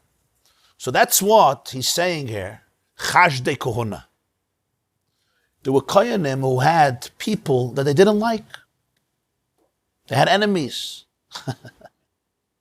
So you bring a carbon, yeah? What do they want to do? What do? They're pigul. They don't like you. They have an axe to grind. This is not what we would expect from a kohen. That's what we call them. Chashdei kohuna. Just like, we all know everybody has a Yetzer Hara. Even a kohen who's all day in the Beis HaMikdash, sometimes there's a bigger Yetzer Hara. And, their lower instincts can take control over them, and they do the wrong thing. So this kohen is suspected that willingly he hates the guy, and he wants to disqualify his carbon. So what does he do? He has a machshava of pigul. And now he tells the guy, because if he doesn't tell the guy, right, what's going to happen? The guy's not going to know. He wants to tell the guy, so he tells him. It was a machshava of pigul, and it was a mistake. It was a mistake. That's what he does. What does he gain? Because the Mishnah tells us in Masechta Gittin that if a kohen does pigul, if I have these thoughts, I have to pay you for the carbon only if I did it willingly. But if it was a mistake, if it was a shoygig, then I don't have to pay you. So the Chachamim were afraid that there's going to be Kayanim who hate somebody. And they're going to actively do pigul, and then they're going to tell the person, oy, you won't believe what happened. This crazy demon came into my mind that I should sprinkle the blood tomorrow. That way, it's a shoygig, and nobody can prove it. He doesn't have to pay. And he took a nice, sweet revenge from his friend who he lost a Din Torah last week. He was a tenant of his. And he lost the Din Torah, and this was a sweet revenge. Go buy yourself another ox, because this ox was puzzle, and there's nothing you can do. So he got revenge, but he's Chaim Misa. If he eats it. If he eats, he's not going to eat it. Okay. He got his revenge. So what did the Chachamim do? The Chachamim said, because of this, that the meat becomes tameh. What does that help? So here's a very interesting phenomenon. So I want you to look, just to understand what this means. What are they doing here? If you could turn back to Pei Hey Amud Aleph, 85 Pei Hey, the third Tosfos from the top, okay? The same Gemara that's here is brought over there. The third Tosfos from the top, Pei Hey Amud Aleph. You see Mishum Chash de Kohuna? Let's understand. What is that? What am I saying? I'm saying this. If the meat is going to be tameh,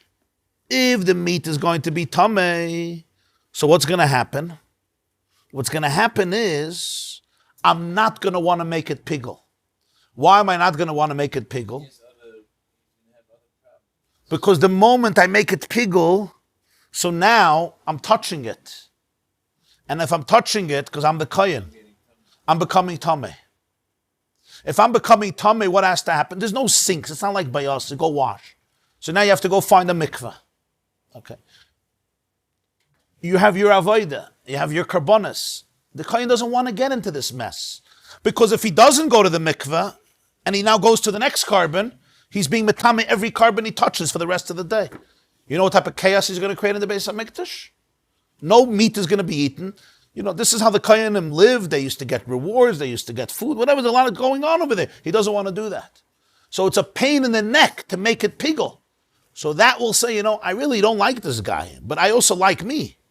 So therefore the Kohen is not going to do it. That's the vart. He can wash his hands, but he has to find water. There's no sink. Yeah. If he touches pigul. Huh? No, when you came in, you did Kiddush Yadayim V'Raglayim. You came in. But the key has to find the keli. There's the halachas of Netilas Yadayim, how he has to do it. The fastest thing is to go to the mikveh. To go to a mikveh and to put his hands in a mikveh. You could do it, but it's a tircha. Yeah. But to avoid this headache, so we say he won't do the pigul anymore. B'mezid. If it's b'shoigid, then I can't help it. Frek Tosfos, this whole thing doesn't make sense. Im Taimar, you see the Tosfos, Kamoikin lo yachush alasas betuma. The guy is a lowlife. Why do you think he cares? Gewaldige question. He is ready to transgress a sin and make somebody's carbon pigul. You're not allowed to do that. The guy is unscrupulous. He has no scruples. And he's going to lie also a second sin. First he disqualifies your carbon, one sin. Then he's going to lie and say it was a shaygig, not a mazid, so he doesn't have to pay. But suddenly, I have to go to the mikveh. If the guy is unscrupulous, if he has no conscience, if he couldn't care less about God or other people, why do you think that he cares to be metame all the karbonas? Once everyone knows. Nobody knows. He told his friend. No, fine. So he'll say, I went to the mikveh. I washed my hands. He'll say, what does he care? Be metame the karbonas, eat, don't, you don't care. Be metame, what's going to happen? He doesn't want to bother. He might be doing his avodah now, and he wants to go home and eat truma. So he has to hassle. So eat truma, what do you care? He's not any more particular about it. They didn't want to eat. He's not getting a death penalty for this. The Chachamim made tumah. He's not getting a death penalty. Nobody's killing him. The Chachamim said he's tamei. I couldn't care less what the Chachamim said. If you would care less about anything, would you do this? You care about being under the license. Yeah. He took a carbon and he disqualified the carbon. B'mezid. That's an issur. You're not allowed to do that. You're not allowed to make a carbon somebody brings puzzle. First of all, you're damaging somebody's money. That's the first thing. It's mamash geneva. Forget about a carbon. You're taking something, it cost $1,000, $500, you threw it in the garbage. That's besides. First of all, geneva. And you lied. Next thing. You told them it was a shay, so you don't have to pay. Plus, it's in the Beis HaMikdash, taking a carbon. There's so many sins the guy doesn't care about. Plutzlung. Oh, I got to go to the mikveh. So Tosfos says something very fascinating and very interesting and tragic. Yesh loymar, the afler Rishayim chamir luhu tumah. The Chazal knew that even the Rishayim, they had this crazy shtick with tumah. Kedamrinim biyum adav chav gimel alamdach shechamura alei and taras kelim yosim eshvichis damam. Sometimes people have a distorted way of being religious. That my keli shouldn't be tamei is more important than shvichas dam. The Gemara there tells a crazy story, I'm no crazy story, but a story. You know the story of Mesachas Yoma? There were two kohanim who got into a fight, who gets up to the Mizbeach, and one guy had a knife, and he stabbed the other one. And the guy wasn't dead, so the father said, take him out before he dies, and you take out the knife, so it's not tamei yet, because he's not dead yet. So he says, Tumas Kalim was more important than Shvichas Dama. What does this bring out? It brings out that you have a society sometimes, yeah, that my priorities are very distorted. That I shouldn't be metame, the meat of a carbon could become more important than ruining a person's life, ruining his carbon, stealing from him, lying, doing an issur, disqualifying the carbon. That's I'm fine. But I'm gonna be crazy about my hands. Interesting thing. Because they knew this, and they wanted to avoid every possibility of a person to do pigul, so therefore they made this takana of Tumas Yadayim. That's Chashdei Kohuna. What's Atzlei Kohuna? Atzlei Kohuna is something else. That's Kayanim who are Pashat lazy. People are lazy, and when they're lazy, they're not going to eat it on time. So it's going to be nicer. So what did they do? They were geyser that the nicer should be metame the Yadayim, so the Kayanim will rush it, because if not, and they touch the nicer, they are going to become tamei, and again, there's going to be an issue of tircha. So it's much easier for them to eat the carbon or to give it to somebody else. So if they're eating a carbon and there's leftovers, because people are sometimes lazy, so they say, if you're going to be lazy, remember, anybody who touches this is going to become tamei, and everything is going to be disqualified. Now, all the karbanos are going to be disqualified, so therefore they made the takana of tumah. Atzlei kohuna. So the Gemara, the Yismach Moshe writes, I think in Parshas told us, that the concept of pigul really was that if the person if a person brought a carbon, he had to do tshuva, and he wasn't doing sincere tshuva, so Hashem would put into the kohen a thought of pigul that he couldn't control, and the carbon would be disqualified. Right, so that's not Chashdei Kohuna. That's just the idea of the guy didn't do tshuva. But that's an interesting concept. But that would be a shaygig. In other words, what's this weird thing with pigul? That if the person wasn't doing real tshuva, so the carbon became possible because the kohen's machshava was overtaken with a inyan of pigul. And I saw once that some Sefer writes, also a very interesting thing, that's why they had the Leviim who had musical instruments, and they had vocalists, that if the kohen had pigul, machshav pigul, so that means the person didn't do tshuva, they would have the Leviim start doing music, because music is ma'ored a person to tshuva. So the person would do tshuva, and then they would do the new carbon. And hopefully this time it wasn't pigul. That's what the Chaim Sefer writes. No, because the shira was for carbon sibur, not for carbon yachid. A regular carbon, they didn't have music. But he says, if they saw this matzav, they sang to be ma'oder l'tshuva. Yeah, that's what the Sefer says.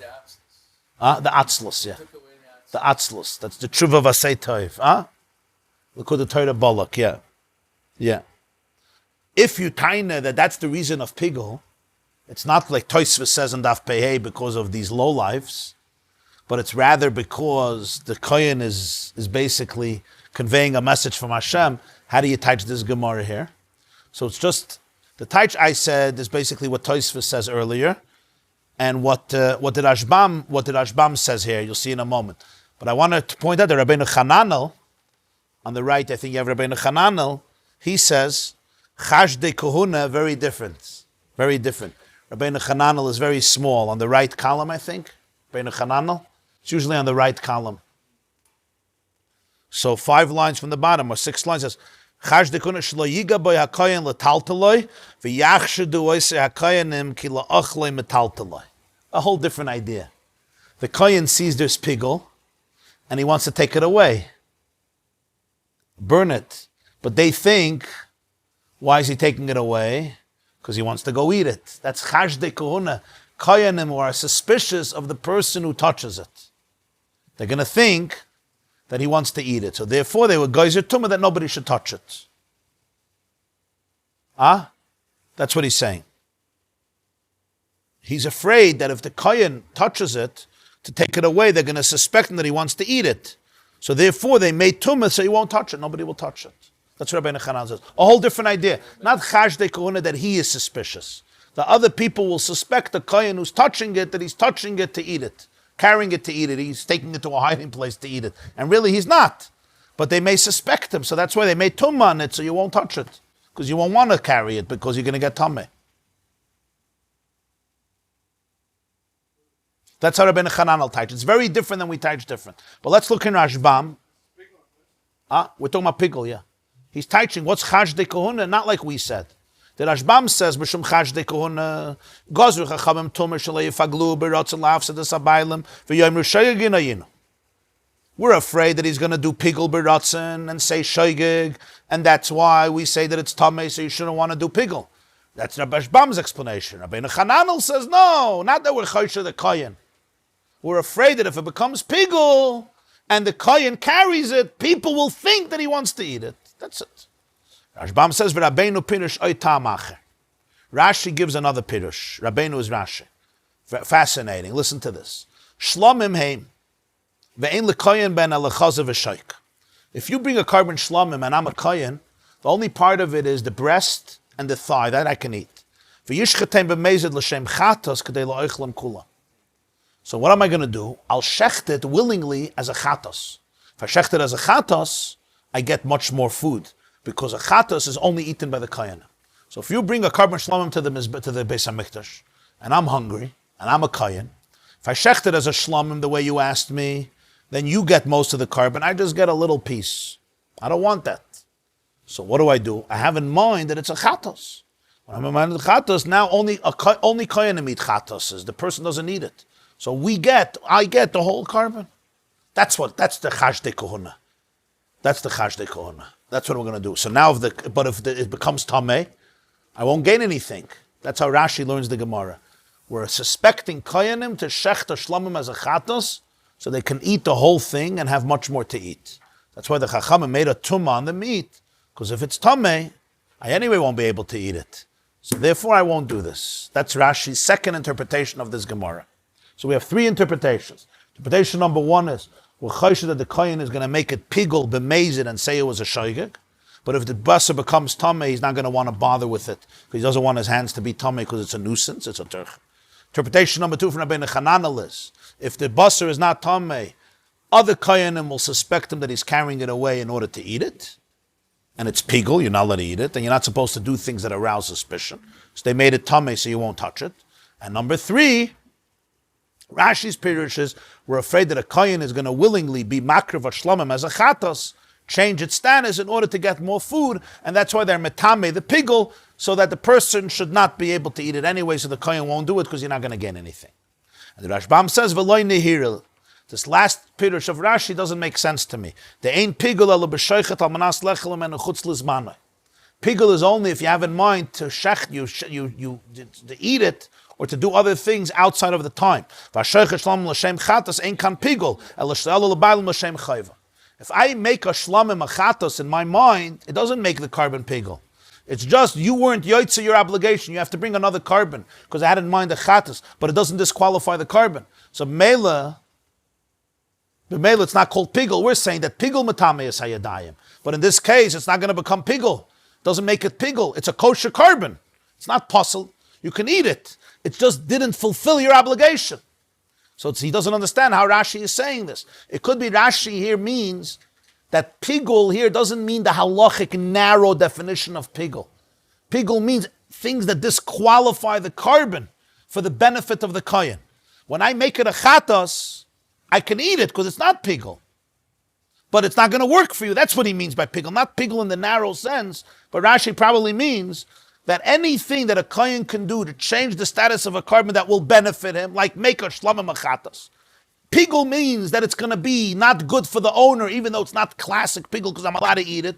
You're allowed to eat such a carbon. So in this case, the Chacham made a tumah on the basar, so I shouldn't want to do these types of things. So pigul really is more of an umbrella term that's koilel more than just the term pigul.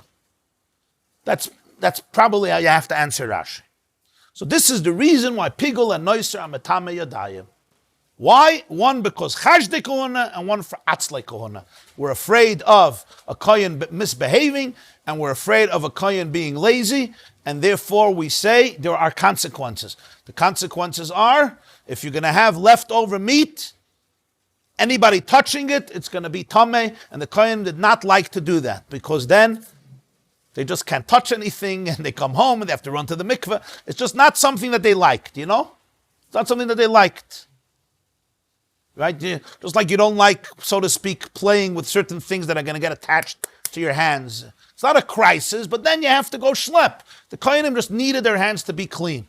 So by saying, if there's going to be leftover meat and anybody touches it, your wife, your children, you, anybody, your hands are going to become tameh, it's just a precaution and an extra incentive to eat it up and not leave it. That's the reason for noiser, atzlei kohuna. And the reason for pigul is not atzlei kohuna, but chashdei kohuna, that we're afraid there's going to be a situation that is undesirable because of the pigul that he does. And if he knows that his hands are going to become tameh, it's an extra incentive to have him regret this stupid move of being mefagel another person's carbon and just let it go, and you'll find your revenge in different ways, because you don't want to get into this whole bother. You're in the Beis HaMikdash and your hands get tameh, and it's just a big nuisance. And that's that. Okay. The Gemara finishes. Chad Amar Kazayis v'Chad Amar Kebetza.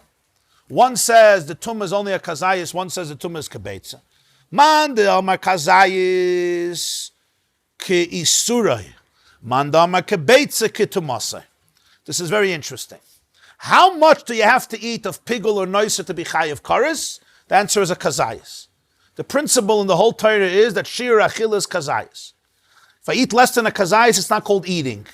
It's just a little munch, a little snack. Eating is the olive, the volume of an olive. So the one who says that the shir tumah is if it's a kazayas, he holds that it's kisura.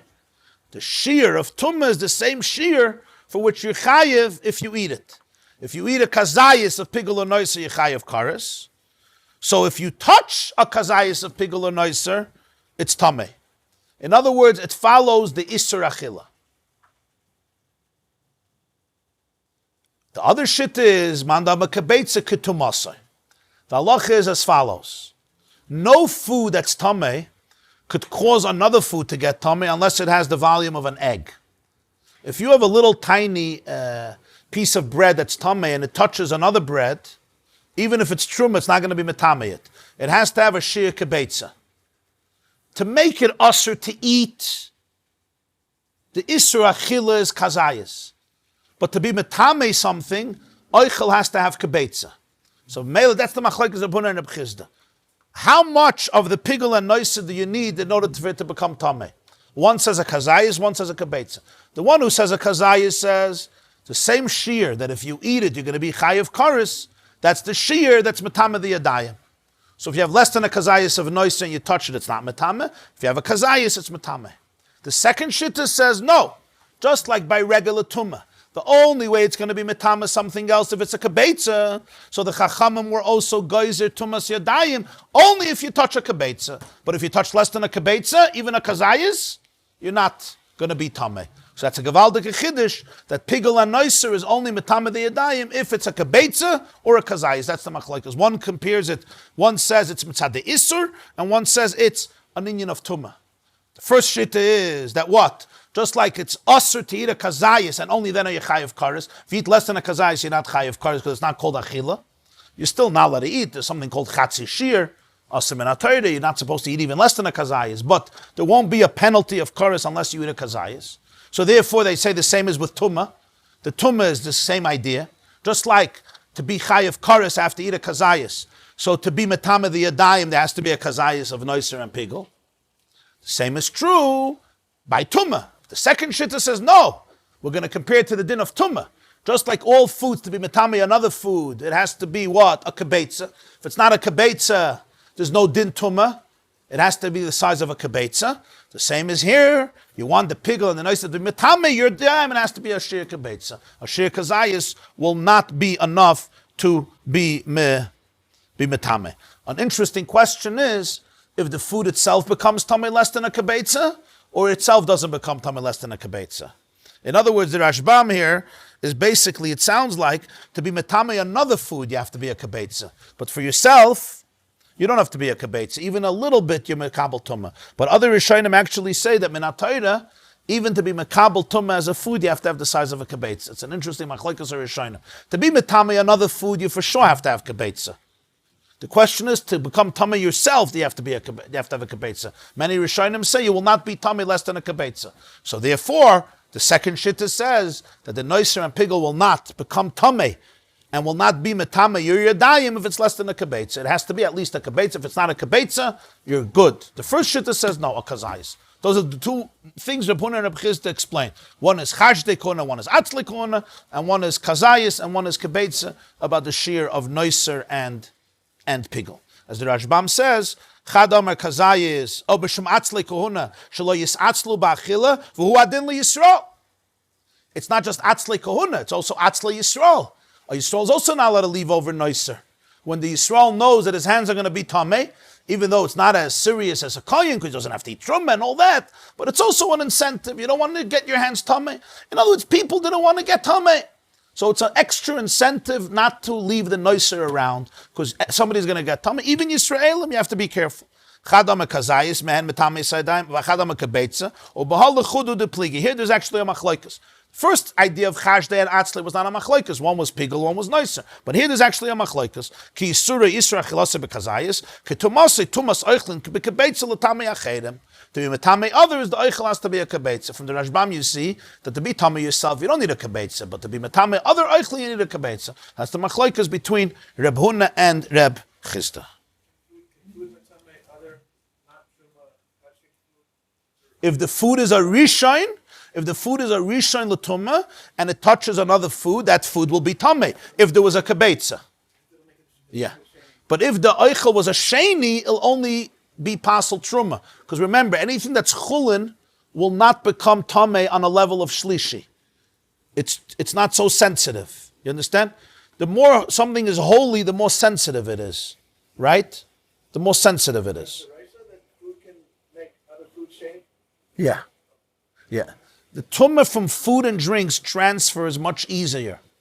A person and a keli can never be a sheni min ha-Torah. Food and drinks could be a sheni min ha-Torah. It's much more sensitive to tumah, food and drinks, more than a person and kelim.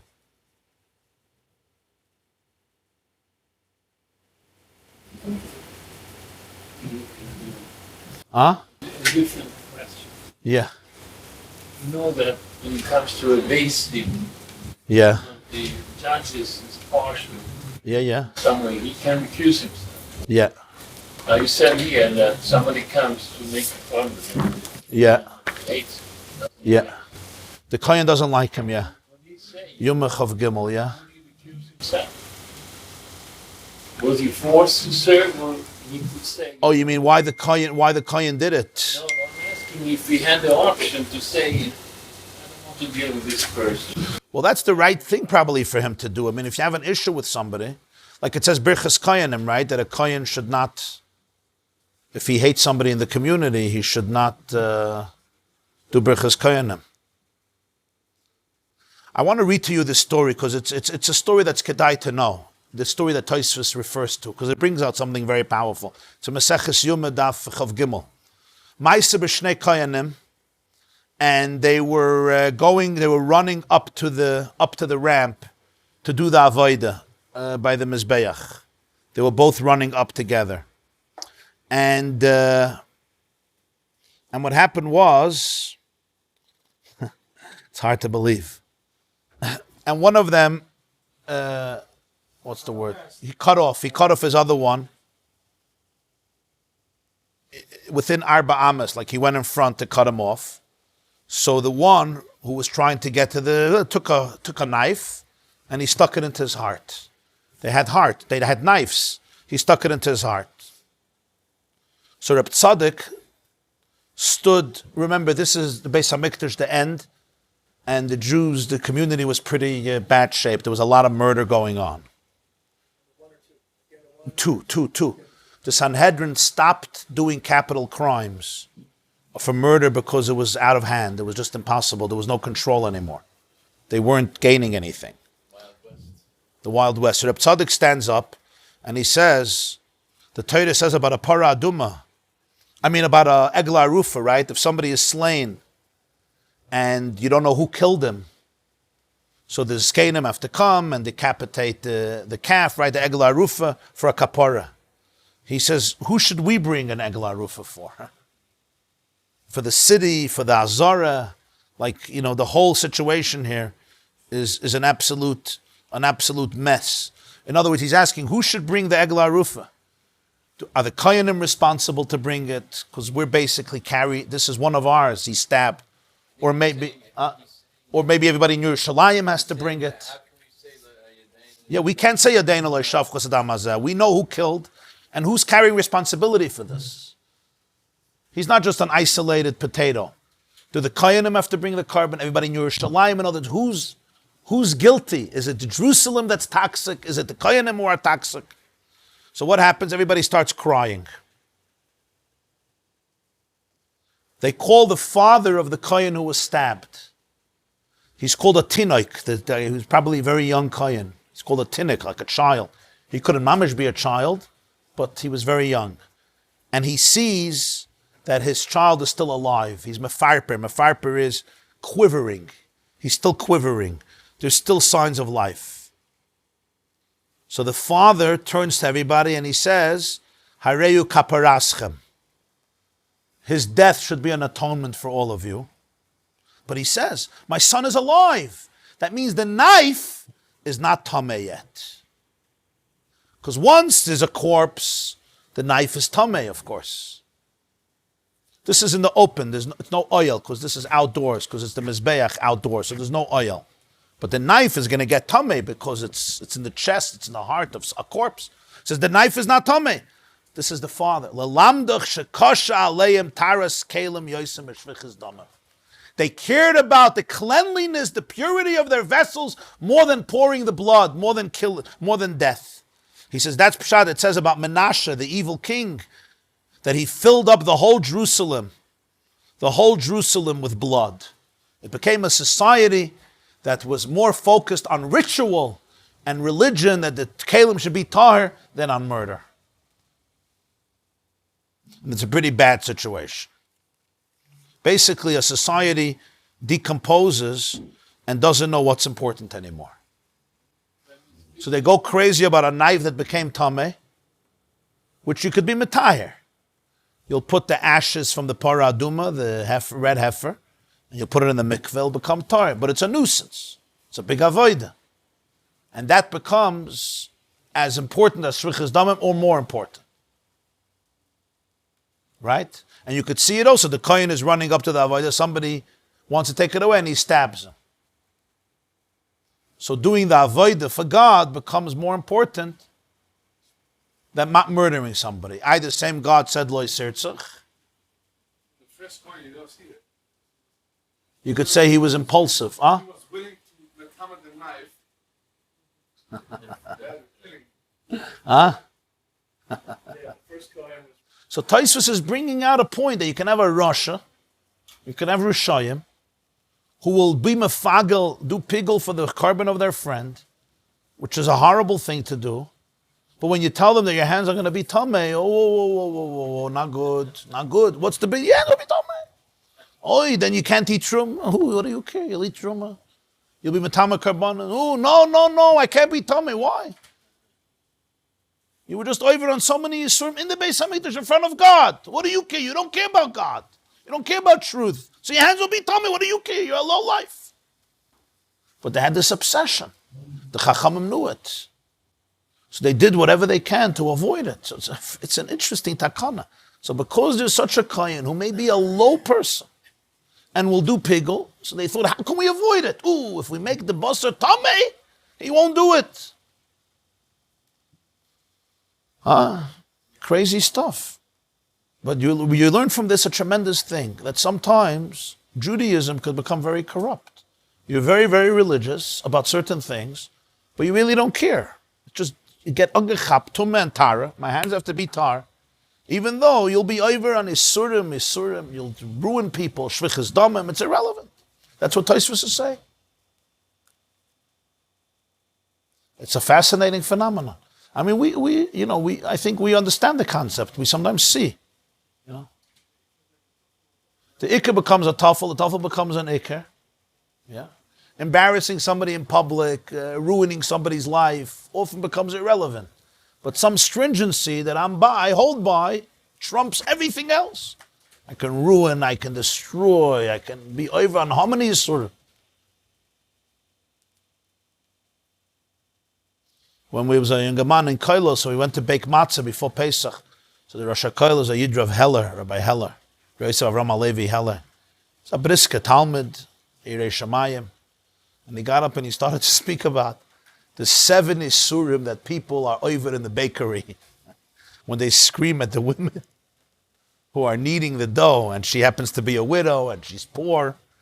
So he explained the 7 sins, min ha'torah, that people violate in matzah bakeries when they scream at the women, and they're screaming l'shem matzah's mitzvah, and they're afraid that if the stick is not a new stick, their whole Pesach is going to be ruined. He says it's a very good chumrah, it's a very good hidur, but for that hidur, they're over on 7 biblical prohibitions. I don't remember his list, but he went through a list.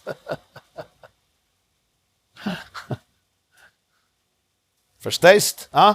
There's a maisa and a matzah bakery. So you know the matzah. They say from Rabbi Sol Salanter. Sol Salanter, his students were going to bake matzah, so they asked him what hidur would he like them to take care of. He said that the woman who needs the dough is an almana. Don't scream at her. So they from Rabbi Sol Salanter. There was a Jew, his name was Dr. Nissim Mendel. He was a secretary of the previous Lubavitcher Rebbe, the Rebbe Rayatz, the Chagagula today. So he told them Maisa, it's a very powerful story. It was once Pesach. And in Chabad, they're very stringent about matzah shruya, gebrokts. It's a truvah from the Balatanya, but Chassidim Bechlal, not to eat gebrokts. But it's a chumrah, it's a hidur. Many Jews do eat gebrokts, as we know. It's a hidur, it's a chumrah. In Chabad, it's a very serious chumrah. Not to eat gebrokts, not to get the matzah wet in any form or fashion. So there was once, by the meal of the previous Lubavitcher Rebbe, they served, what's it called? Beet soup, borscht, the red beet drink or soup or food, vinaigrette, whatever it was. So there was a person there, he wasn't a Chabad chassid, he was sitting at the meal, and it was a good opportunity for a dip. So he took the matzah, he's excited, and he dips it in, and he starts eating it. So there were a few bachim standing there, and the previous Rebbe was there by his seat in his apartment on 770 Eastern Parkway. And they start screaming at this guy, what are you doing? It's gebrocht, it's gebrocht. It was the other end of the table, and the Rebbe, the Lubavitcher Rebbe, the Rebbe Rayat, saw there was a commotion. So he asked Reb Shmuel Levitin, who was a chassid sitting near him, what's the commotion? So he didn't know, he said, I'll find out. So he asked. So they said that this guy took the matzah and he's eating gebrocht, it's wet, and he's eating it. So the previous Lubavitcher Rebbe said in Yiddish, he said, Beser aroita matzah v'aroiten ponim. Better a red matzah than a red face. The hest. Better a red matzah than a red face. You embarrass somebody. It's a fundamental idea in life. Not that a red matzah is a good thing. He was a big machman gebrocht. It's not to make light of. The point is not to make light of tumah and tara. That's not the point. That's what Tosfos is trying to make. He's trying to say that in people's perception, shvichas damim. Well, there's different types of shvichas damim. When you embarrass somebody in public, it's a form of shvichas damim. The Gemara says. So this is a very heavy story in Masechta Yoma Daf Chav Gimel. It's kedai to remember the story, what the Chazal are saying. And you see that even the father of the child had this crazy notion. It's the father. You would think the father would go crazy. No, take out the knife. You're still alive. You're good. Huh? Yeah. What type of culture is it that you'll stab somebody to do the avodah? And you think about the knife more than his death. It's a certain hashkafa soilem.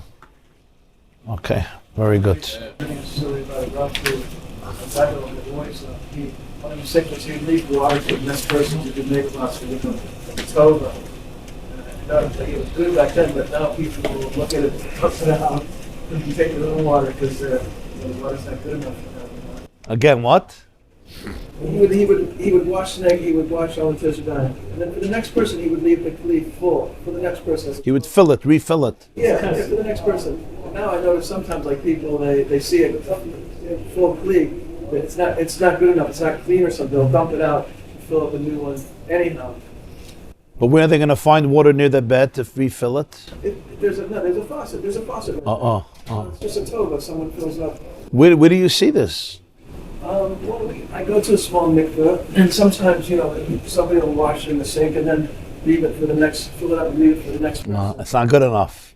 So sometimes I notice people appreciate it. Sometimes people they don't appreciate it. Why? Why is their water better than his water? Yeah. Interesting. Take new water. Okay. I also saw there was a route. There's I forget what it's called, but when you take a stringency on yourself, like you don't lean back in the chair and you like that, or you roll in the snow. What do you call it? Gilgulei Shalag, rolling in the snow.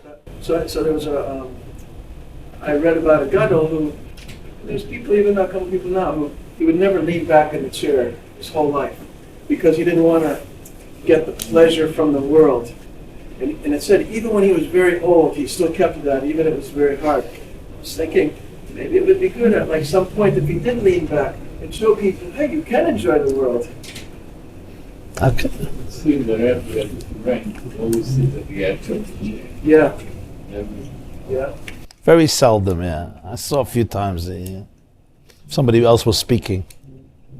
A few times, Goldman, somebody would speak about a gemach or something, would lean back. Very seldom, though. By a fabrengen, but that's when he was in a position of I don't know, privately, I don't know. I wouldn't know. There's a medrash when they built the tower that they were very high up. If the stone fell down, everybody cried. If the person fell over, Yeah. They're a flugger, right? They cried for every stone that was. I think it's very similar.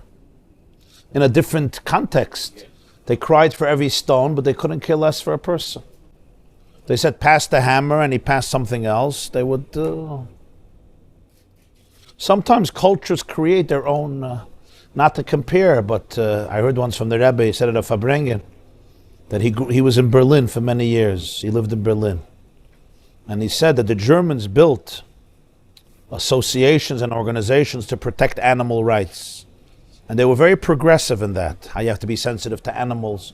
And if you hurt a dog, you could be penalized badly, really badly for it. And it was the very same nation that the way they treated human beings is beyond anybody's comprehension what they did. And it's not like the barbarians did it. There were a few barbarians who are, if you look at the people who ran the camps or the Einsatzgruppes, enormous amounts of PhDs, great scientists, philosophers, talented people, educated people, progressive people. Sometimes a society or an individual, their priorities are completely distorted. Reishis Chachma Yiras Hashem. And it exists in different cultures relatively, Sometimes cultures, they're not capable of doing such things, but sometimes within their own culture, even though it's a much better and superior culture in terms of behavior and morality, but sometimes you see these things. Some things becomes absolutely forbidden. Some things become absolutely forbidden, and then much more serious things are ignored. I mean, don't people have any people? They would, very nice, be nice to animals, but they would rather have people die. Yeah. Use animals for lab testing so that. Yeah. Okay, have a wonderful day. May we not make that mistake of the Chash de Kahuna. But I never saw a story of Pigel. Oh, I have homework for you. Is there anywhere in the literature of Judaism that Pigel ever happened? That a Kohen had that machshava and it actually happened? Anywhere ever? Is there a story of Pigel anywhere in the history of Judaism that's recorded? The time of the Beis HaMikdash, obviously. He's a big scientist. You let me know, you'll ask your son-in-law, okay? Rosh Hashiva of YU, his son-in-law. Rosh Hashiva of YU, his son-in-law. If the Torah is illustrated, like they used to do in Europe years ago, as far as them, you still can read from it. Okay, there's a lot of tshuvas about it. And today they do now they have a Sefer Torah, you put over it something. Yeah, it's different. Yeah. It's not so simple. Yeah, I know. You're gonna have to. Yeah, a lot of tshuvas about it. This class is brought to you by theyeshiva.net. Please help us continue the classes. Make even a small contribution at www.theyeshiva.net/donate.